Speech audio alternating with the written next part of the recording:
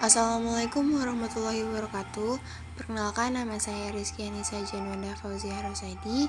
Saya dari Pendidikan Ekonomi kelas A. Di sini saya akan menjelaskan tentang ideologi Pancasila yang bertemakan menumbuhkan rasa cinta pada ideologi Pancasila. Sebelumnya yang saya hormati Ibu Fitra selaku dosen PPKN dan teman-teman semua yang saya cintai dan saya sayangi. Langsung saja untuk mulai ke pemaparan materinya. Yang pertama ada Pancasila sebagai ideologi negara. Tujuan yang akan dicapai, yang pertama ada menjelaskan pengertian ideologi, yang kedua menjelaskan latar belakang Pancasila sebagai ideologi negara, yang ketiga mendeskripsikan usaha perumusan Pancasila, dan yang keempat mendeskripsikan pengembangan nilai Pancasila. Selanjutnya ada ideologi. Ideologi berasal dari kata ide, yaitu pemikiran, dan logos yang artinya itu ilmu. Bisa disebut sebagai seperangkat prinsip yang dijadikan dasar suatu negara untuk mencapai tujuannya. Suatu negara harus memiliki ideologi untuk memberi arah dan tujuan. Apabila negara tidak mempunyai ideologi, maka negara tersebut tidak akan berdiri kokoh. Macam-macam ideologi. Yang pertama ada ideologi liberalis, yang kedua ada ideologi komunis, yang ketiga ada ideologi Pancasila. Latar belakang Pancasila ideologi nasional. Pertama, Jepang berjanji untuk memerdekakan Indonesia, maka dibentuklah BPUPKI yang beranggotakan 62 orang. Yang kedua, selaku ketua Regimen Wijaningrat, sidang BPUPKI ke-1 tanggal 29 Mei sampai 1 Juni 1945 membicarakan dasar negara. Yang keempat, ada apa yang menjadi dasar negara Indonesia merdeka? Selanjutnya ada tokoh para perumus Pancasila. 3 tokoh tersebut yaitu yang pertama ada Muhammad Yamin, yang kedua ada Dr. Supomo, dan yang terakhir ada Insinyur Soekarno.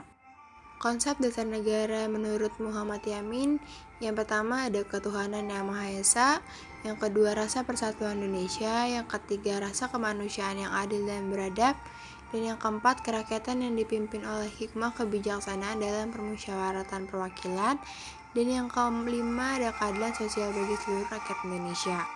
Menurut Dr. Supomo, integralistik adalah negara Indonesia harus menjadi sebuah negara nasional, kesatuan yang meliputi seluruh rakyat Indonesia. Dan menurut Insinyur Soekarno, Pancasila itu yang pertama kebangsaan Indonesia, yang kedua perikemanusiaan, yang ketiga mufakat atau demokrasi, yang keempat kesejahteraan sosial, dan yang terakhir ketuhanan dan kebudayaan. Selanjutnya nilai-nilai Pancasila. Yang pertama ketuhanan, menjalankan ibadah, beramal, saling menghargai sesama pemeluk agama. Kemanusiaan, saling mencintai dan sesama manusia tidak merendahkan martabat orang lain. Persatuan, menjaga kerukunan, gotong royong, dan rela berkorban demi negara. Demokrasi, menghargai pendapat orang lain dan melakukan musyawarah. Dan keadilan, perlakuan adil terhadap sesama, hemat, tidak bergaya hidup mewah. Kedudukan atau fungsi Pancasila, yang pertama sebagai pandangan hidup, yang kedua sebagai dasar negara, yang ketiga sebagai ideologi Pancasila. Yang keempat sumber dari segala sumber hukum, yang kelima jiwa dan kepribadian bangsa, yang keenam perjanjian luhur, dan yang ketujuh cita-cita dan tujuan bangsa. Ideologi terbuka dan tertutup. Yang pertama dimensi ideologi terbuka, yang pertama ada dimensi realita, yang kedua dimensi idealisme, yang ketiga dimensi fleksibilitas atau kelenturan. Yang kedua dimensi ideologi tertutup. A. Tidak adanya dimensi realita, idealisme, dan fleksibilitas. Dan B. Rakyat bersikap statis dan apatis. C. Stabilitas politik, ekonomi, dan hankam tercapai, tapi tidak ada kebebasan individu. Pancasila sebagai ideologi terbuka, pengertiannya itu ada bangsa Indonesia menerima masuknya budaya asing asal tidak bertentangan dengan Pancasila. Dasar pemikirannya, Pancasila harus mampu berinteraksi secara dinamis, nilai-nilai Pancasila tidak boleh berubah. Pelaksanaannya disesuaikan dengan kebutuhan dan tantangannya nyata yang kita hadapi dalam setiap kurun waktu. Fungsi Pancasila sebagai ideologi terbuka. Yang pertama, mampu menyelesaikan berbagai persoalan yang dihadapi bangsa Indonesia. Yang kedua, bersifat fleksibel dan interaktif atau bukan doktriner. Yang ketiga, sebagai kristalisasi nilai-nilai sosial budaya bangsa Indonesia sendiri.